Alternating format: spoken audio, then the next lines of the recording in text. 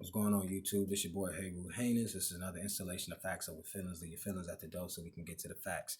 And so before I get started, I kind of wanted to give people a brief description of what I feel like Facts Over Feelings is, because I haven't had an opportunity to do that with all the videos that I've uploaded. I've noticed that I haven't done that because, in the comment section, I do, you read it, and I have got some comments sent from of a few subscribers, and it's nothing really negative. They just been like, bro, you do be bringing the facts, but you are emotional. You in your feelings, ain't you? And we laugh and joke about it a little bit, but what I want people to understand is that this is the way that I see it, and it's definitely not any justification or an excuse that I'm putting forth. This is just how things really actually are. And when I say this, I think that you'll understand where I'm coming from. It's akin to the idiomatic expression that most of us use all the time, which is what blood is thicker than water. All right, and what are we saying? We're not saying that friends are not important. We're just saying that friends are not more important than family. And that's what I'm saying with facts over feelings. It's not that your feelings are not important. We're just saying that your feelings should not be more important than the facts. So when you're articulating your message, and if you are genuine, people should have,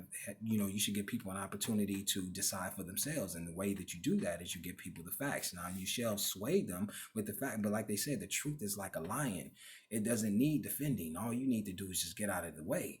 And so I replace truth with fact, because fact is something that I feel is immovable, right? And that's what we need to, that's how we need to see it, and that's how we're going to be able to get more clarity, and that's how we're going to increase our awareness and rise above a lot of what seems to disallow us to become enlightened. And that's the purpose of it all, right? So with that being said too as well, I want to take this opportunity, which I will do with regularity, is to introduce books that are in my library that I think should be in yours, because a lot of people have been picking my brain and been intrigued by the knowledge or what I've been presenting to individuals, and they've been saying like, bro, what do you be reading? Can I get a hold of that? And so from time to time, I will be introducing you to new literature that I think should definitely be in your library. And this is not in any order of importance, but I definitely think that you should have these books in your library. One, which will be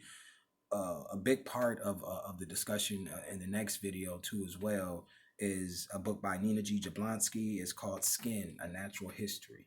Definitely get this in your library, because it's one of the least studied subjects in science, which is the skin, and that'll be a big point that I will tackle, a big issue that we'll get into in the next video. And the next one is by F. Batman for short, because his whole name I can't pronounce. He's Iranian, I believe. He just died recently, and well, not recently, but in 2004 he passed away. I believe he was like 83 years old. So old age. The best way to go out if you have to. And he wrote a book that I believe is phenomenal, right? It's gotten me, it's heightened my awareness on so many different levels. And it's Your Body's Many Cries for Water. You're not sick, you're thirsty. Don't treat thirst with medication. Put that in your library. Excellent book. Last but not least, a book that I've had for years now, and periodically just sit and read anytime that I want to feel empowered. And that's by Nur Ankh Amin. It's called The Ankh African Origins of Electromagnetism.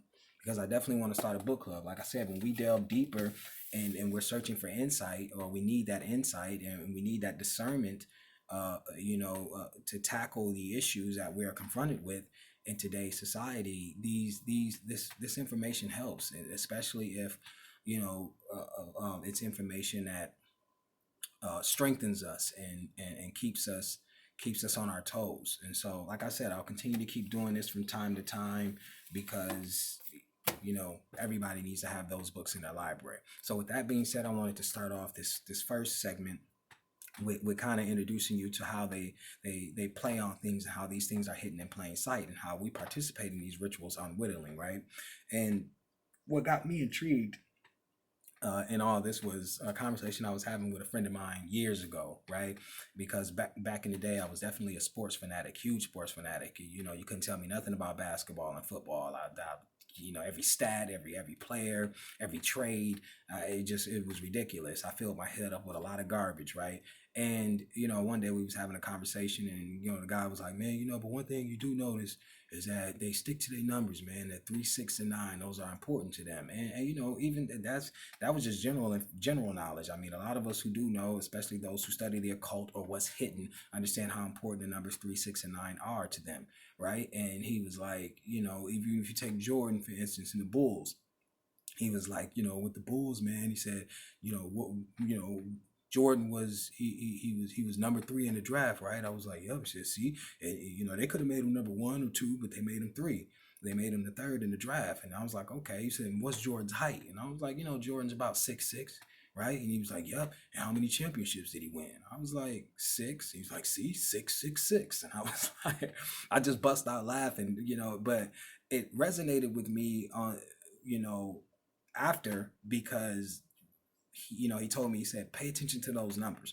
And obviously when somebody brings something into your awareness, and especially if you are an individual who is a scrupulous individual who pays attention to detail, then you can't help but to be just intrigued by what you begin to come into contact with. And that was digging a little deeper, and that was deeper information and deeper concepts that began to illuminate themselves to help heighten my awareness. And I couldn't turn away. I wasn't going to shy away from it, because I've always been a person who's been curious, and I've always been a person who feels like the truth and the devil is in the details, if you will. And so from that, I just started looking at everything in another light, and everything just seemed to just make itself apparent to me, which I was definitely excited about, right? But it does make you a loner, because it's not too many people, even as much as people say that they're on it, many people do not live the truth. All right. And like we said, if you're living the truth, and you're speaking the truth, trust me, what did I say before? You're not telling the truth until you piss everybody off. So by telling the truth and living the truth, that will piss a lot of people off. All right. And with that being said, just as of recently, I was watching a documentary on DC, and once again, it just amazed me how things were hidden in plain sight, and not the things, like we said, the surface level information. Not when DC was incorporated in 1871. We all know that it's always been a corporation, because they never really wanted to begin to initiate uh, um, progress until they knew that they were in control of the money. So we already know that. But that, for them to put it or set it in stone in 1871 is something that stands or is put into concrete terms for a lot of people, that solidifies it, if you will, right? But the thing that was important to me was, and like I said, let's go over some of the surface level information, because some people may or may not know this. Some of it is very simple. Others, maybe like, well, I didn't know that, right? But it helped to, like I said, put everything into perspective. So we know DC stands for District of Columbia. Most people don't know that the Columbia is a feminized name, the feminized version of the name Columbus.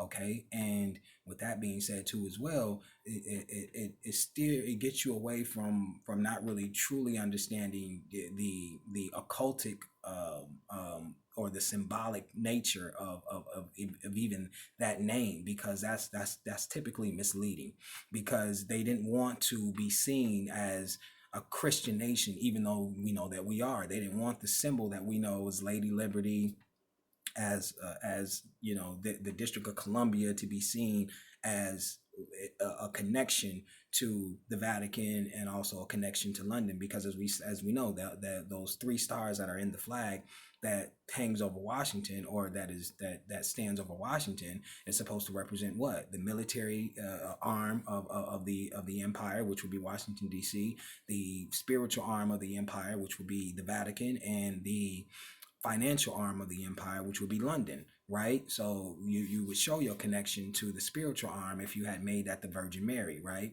But that's exactly what they did. Now, what were the 2 states that had donated land, in order to create Washington, D.C.? Like we said, it was symbolic in nature. The 2 states that donated land, gave land to give birth to Washington, D.C., or this entity, was what? Virginia and Maryland. And when she said it about 4 or 5 times, it still didn't dawn on me until she said Virgin Maryland, Virgin Mary. I was like, it's it's all in plain sight. Now, another thing that kind of jumped out at me too was that I was doing my research. Was if you stay in Michigan, more than likely you're a Detroit Lions fan, right? And one of the things that kind of stood out at me, and even though people may say if it's no consequence or that you're kind of reaching, not by a long shot, especially when you look at the history. Now we do know Henry Ford, obviously, in his contribution to the Industrial Revolution with the invention of not he wasn't the first one to invent the car, but he was the first one to mass produce it. Okay, yeah, especially at that level. And the thing is that he his legacy is tarnished because of him being what they coined as anti-Semitic, right? And this is why, like I said, they pick and choose, right? Because we have to understand. Well, we'll delve off into that, and we might have an opportunity to get into that in this first segment, but we're definitely going to get into it in the second, if we don't have an opportunity to get into it now. But that term I really don't like, and I'll tell you why later on. And so we know that it was a picture of him signed, an autograph photo of him signed and given to Hitler, and Hitler had it hanging up in his office. Okay, and he issued a publication in Dearborn, which is called the International Jew, because he obviously thought that the Jews were a virus that was taking over the world and wouldn't stop until they took over, till it was Jewish hegemony, if you will, till they became the economic, political, and military power. They became the chief state, and the chief state of a hegemony is called the hegemon, I believe. Okay, all right, and he stated that until Jewish hegemony was achieved, they would do everything in their power to subvert the principles and values of every other group of people until they were able to attain their goals, right? And then so in addition to that, he printed up 500,000 copies of a book that was called the Protocols of Zion, or the Protocols of the Elders of Zion, I believe was the name of the book. I could be wrong on a word or two, but that was the book, right? And he prints up 500,000 copies of that, disseminates it to people or anybody who can get their hands on it to read it, because he wanted people to be aware that it was the Jews that were intent on takeover and taking over the world, right? And so they never obviously forgot that. They say that he apologized later on, but they harbor a lot of resentment, because why? You're a good friend of Hitler, whether you are indirectly or directly involved, which he was intimately involved, with trying to, in their minds, they say, get rid of the Jew. So they're not going to forgive you. We know for a fact who controls the Federal Reserve, who controls and runs Hollywood. We know it's the Jews. This is particularly one of the reasons. And then also to note that Henry Ford hated Catholics. He hated Catholics with a passion. Okay, so this is interesting. Now, the last championship that the Detroit Lions had won was in 1957. So he purchased them 6 years later. Now, in the date that he purchases the Detroit Lions, really sent shockwaves to me, because it was just eerie, noting that he hated Catholics, and we know that John F. Kennedy was a Catholic. He was a Catholic president. Okay, Catholicism was his religious background, right? And he purchased the Detroit Lions on November 22nd, 1963, when John F. Kennedy was assassinated. All right, that just stood out to me. Okay, now how do we know that it's this play, right? And that it's this war going on between powers? Is that, as of recently, Jeff Bezos, which is the owner of Amazon, he tried to purchase the Detroit Lions. We know him to be a Jew. Okay, and the Ford family turned him down. Like, no, we're not selling the Detroit Lions. Okay, if anything, is going to be passed down to an heir, right? And then what do you know?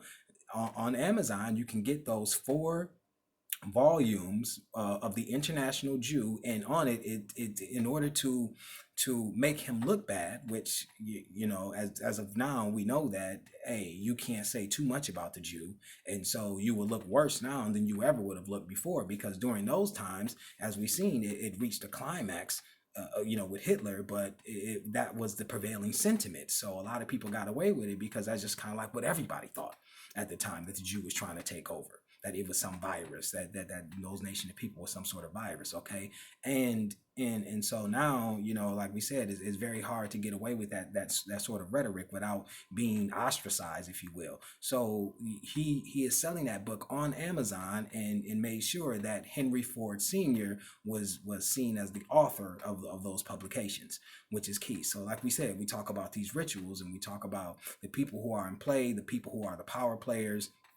And so those things are very interesting. Now let's take a look at another sports team, the New England Patriots. And it just is exactly what it is. The New England Patriots. Patriotism has nothing to do with the United States. All right. And then see, that's what I was telling everybody before, how it's a game to them. Now in 1776, we had claimed that we had declared our independence. So if we had declared our independence in 1776, what the hell are we doing going to war with Britain in 1812? All right, we declared war on Britain in 1812. Now, this is misleading because the War of 1812 was not a one-year war. When you think about it, you're like, oh, the War of 1812, that war was 3 years. Okay, now what the United States did was they attacked the British Empire basically on a three tier. It was like a 3-tier assault. All right, and or a three phase assault rather. Right, and a couple of assaults took place a couple of them took place in Canada and one in Michigan. All right, and one of those places was in York. York was the capital. The city of York was the capital then for the British Empire, which is currently the city of Toronto. Okay, now we know what sports team in basketball just recently won a championship. Now these are all rituals because they're showing their dominance over the daughter country. Okay, now you go back to the New England Patriots. The New England Patriots, like I said before, New England was in opposition. The state of New England was in opposition to going to war with Britain. So much so that they didn't allow their militia to fight in the War of 1812. How you a patriot? That just goes to show you they were New England Patriots. Their patriotism was for England, the empire. They didn't even fight in the War of 1812. So it seems ridiculous that you would even be called the New England Patriots. You see what I'm saying? You see how deep that is? And how many championships did they win? 6. Okay? And then out of nowhere, Toronto wins a championship. All right? To show you even further that they're showing their dominance over the United States. That's what these rituals are, and we participate in it unwittingly. All right? That's what you have to understand. What's also so deep in the rituals is that they're showing you that how they took over this land. I don't know if many people know that 26 out of the 50 states still have Indian names. North Dakota, South Dakota, Connecticut, Texas, Hawaii, Alaska, Michigan, Ohio, New Mexico. I can keep going on, and this is the problem. This is what's saying. Like I live in Michigan. Michigan obviously is an Indian name. Now, Kalamazoo, which is Indian for boiling water. They assume, right? And now there's a very controversial image in the city of Kalamazoo where an Indian is bowing to a white settler in downtown in Bronson Park. They still haven't gotten that statue removed. It was built by Alfonso Ionelli, and the YWCA had a women's group had commissioned to get it built. Okay, now this is interesting because, like we said, they never change up everything that these teams, these sports teams. It's all about rituals with them. Why do you think they never changed the name? Why do you think they kicked you had the Indian Removal Act in 1830 because Andrew Jackson was a warmonger. Okay, he fought in in a lot of the wars, removing the Indians from their territories too as well, especially when he became president. All right, but they still kept the names. That's deep. They still kept the names. Just like Blackhawks, the Chicago Blackhawks. You had Black Hawk, which is the War of 1832. He goes and takes about 1,000 individuals to go get their land back over in Illinois because they were harvesting corn. Now, corn was a staple crop. Without corn, and without cotton, without squash and beans, and you wouldn't have been able to, this would have been a very different country. All right, so they go back at the time of harvest to go get their crops. They're met by a militia. The militia opens fire on them. 600 of those 1,000 people that were traveling with Black Hawk were women and children. and he still won. Okay? But you got the Chicago Blackhawks. Y'all don't get it, man. Rituals. Okay? This is what's deep about this. And this is what you have to understand. So, when we don't understand that and we participate unwittingly and give them more power, we become lost in the sauce, right? Like even the movie that and I just seen it. I was scrolling up YouTube. YouTube recommends these free movies sometimes, and and one of the things that jumped out at me was Zohan, actually, the movie with Adam Sandler. We know Adam Sandler is a Jew. Okay, matter of fact, the movie Zohan is what? He's some crack commando who's like the last defense or the first defense for Israelis against terrorism. And his name is Zohan. Because you don't read, you don't know what Zohan means. Zohan is Arabic. Zohan means gifts to Allah. So you're an Israeli commando with an Arab name that means gifts to Allah? Wow. Because see, they know the game. They know that Islam is nothing but another branch of Judaism. Okay? Like I said before, they mentioned Jesus 108 times in the Quran. 25 times by the name Isla or something like that. Like 48 times in third person and 25 times directly. All right? That's what you need to know.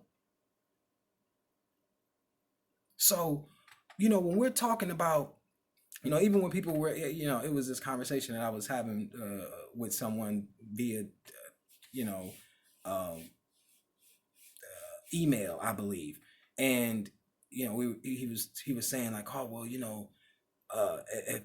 if this whole idea about the indigenous and the native to Africa argument, and you came from Africa and all that, and people, you have to understand where I'm at in terms of that. And I always tell people all the time, like, as far as what we do know, we know that Africa is the cradle of civilization. We understand that. We know that. The only thing that I've always been saying to people is that the extent of slavery it has definitely been exaggerated, and that is what helps and aids white supremacy, because that places us and keeps us in a place where we remain the victims. Okay, instead of owning our image as being warriors.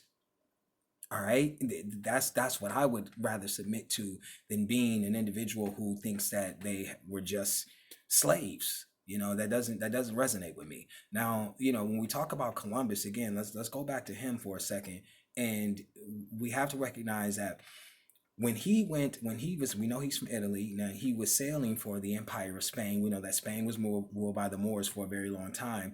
And the Moors is a general term. We know that it doesn't denote a specific ethnic group, okay? And what we have to understand is that when they learned, we didn't, because all people like, oh yeah, the Moors taught them, the Moors helped them navigate the waters. Nah, they just emulated. They tried to take what the little that they did learn and use that and to get to those routes. And we're going to go off into something very interesting in the second segment. I think you guys really going to enjoy that. But let's stick to the program right now as of now. And one of the things that we have to learn is that what helped to build African civilizations was the fact that it ran around the Nile. Okay, it centered around the Nile civilizations. Okay, and the great thing about that is that how do you travel up a body of water? Through boats, obviously. And if we had great civilizations that span thousands of years, so we already know that we are adept at seafaring capabilities and navigational skills. That's a no-brainer, right? So they took those same routes. I got a hold of those same routes that the Moors, obviously, in some way, shape, fashion, or form, through amalgamation, had allowed them to gain access to. And that's what got them over to the Caribbean and Central America and South America, okay? Now, one of the things that we need to know is that when he got over to Hispaniola, okay, Hispaniola being modern day Haiti and Dominican Republic. Now, we talked about that central key figure, which was in that debate about how brutal and how ungodlike and how narcissistic and how insidious these individuals were when they reached the land of the indigenous. They killed millions of them. All right. So, matter of fact, but like we talked about, Bartolome de las Casas, he's a central figure in those debates during the 16th century when he was just like, man, y'all obliterating these people, but primarily through disease. All right, we know that syphilis was called buba, B-U-B-A, buba disease. Okay, because the vowels sound different in Spanish. And so in English, it's A-E-I-O-U. In Spanish, or in the Romance languages, it's A-E-I-O-U. Okay, so that means buba disease, and that's what syphilis was called before then. So they come there and they decimate them, 8 million people. That's why I was telling, the brother was like, oh man, they indigenous. Remember I was telling you about that argument. He's like, hey, you indigenous, the Indians ain't there. Where are their history? No, they not. So many decimated, so many extinct. We talk about languages again, and we'll get off into that even further in the second segment. When we talk about languages, the three groups of languages, which is what? A living language, which is a language that people speak now to this day. And a lot of people speak. And you have a dead language, which means that it's not necessarily dead. It's just that it may be used in a liturgical sense, in rites and rituals. When people carry a mother tongue and they speak this, and like we said, in rituals and in rites and in ceremonies, okay? And then you have what's called an extinct language. No one speaks it anymore. All right, and the hieroglyphs is a language like that. The language by the Vikings. These are what's called extinct languages. Okay, no one speaks them anymore. All right, and a lot of natives went extinct messing with these Europeans. All right, 8 million supposedly in Hispaniola. So everywhere they went, they decimated. And then the letter to the king and queen of Spain was very important for us in understanding exactly what they did. All right, not to mention, like I said, their lack of seafaring capabilities, which did not get adept or did not even improve until the advent of the Industrial Revolution, which was between 1760 and 1825. We're talking about the beginning or the perennial stages of the Industrial Revolution, 1760 to 1825, and that's when you have the Dutch East India Company go over to West Bengal, which is in India, and Calcutta was the capital at the time, and they got the Indians to build them proficient ships because 1/3 of their ships would crash and 2/3 of their ships would suffer from something called floundering. Floundering is when the water builds up in the boat, okay, and it gets to the top of the ship. So how in the hell are you transporting millions of slaves from Africa? And you don't, and like I said, take Columbus, for instance, in the 4 voyages that we have known that him to go on, he crashed 9 ships. He wasn't sending no slaves nowhere. That's what you need to know. And then in the letter stated what? The letter from Columbus stated, he said, at your, quote, end quote, and I'm quoting, these are exact words, at your majesty's request or command, all these inhabitants could be made slaves, end quote. You don't bring sand to the beach, nigga.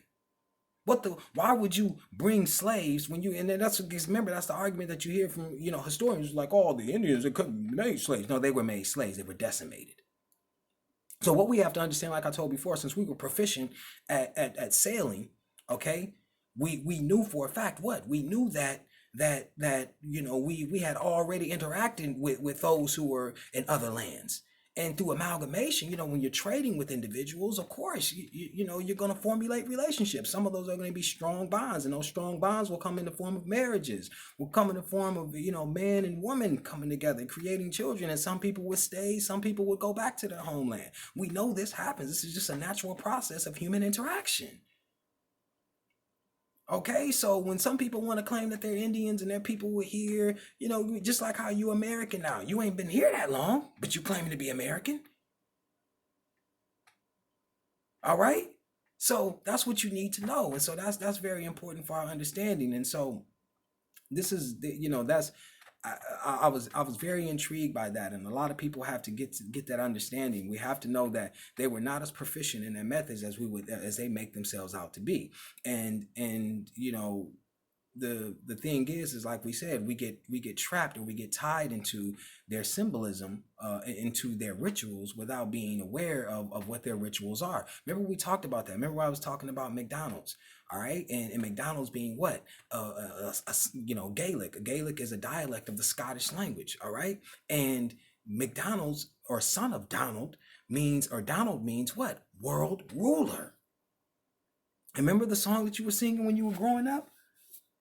Old MacDonald had a farm, E-I-E-I-O. All right, old McDonald or old world ruler had a farm, E-I-E-I-O. Okay, and what have we already established? That vowels are powerful. They're used in rituals. Even some spiritual outlooks had said that the world was started through or through the vowels. All right, that's when you get things like the tetragrammaton. The tetragrammaton is what the Jews believe, which is 4 consonants, which is YHWH. Now, most people fill it in with vowels, but remind you, a certain sects of the Jews that believe, especially those who are fervent Jews, they believe that what? That you can't fill in those consonants because God's name is too holy to even pronounce. That's why you have JHWH, which is a Latinized version, because mind you, there is no Y in the Latin language. So, and then it ends up being JHVH, which that's how you get Jehovah. All right? Jehovah is the Latinized version of Yahweh. But then again, once I need to reiterate that they still, some Jews do not submit to anything, to any vowels being put in the tetragrammaton, because they claim that you cannot pronunciate or pronounce or enunciate God's name. It's too holy. Let's get to the second segment, man, because we finna go in on the second one.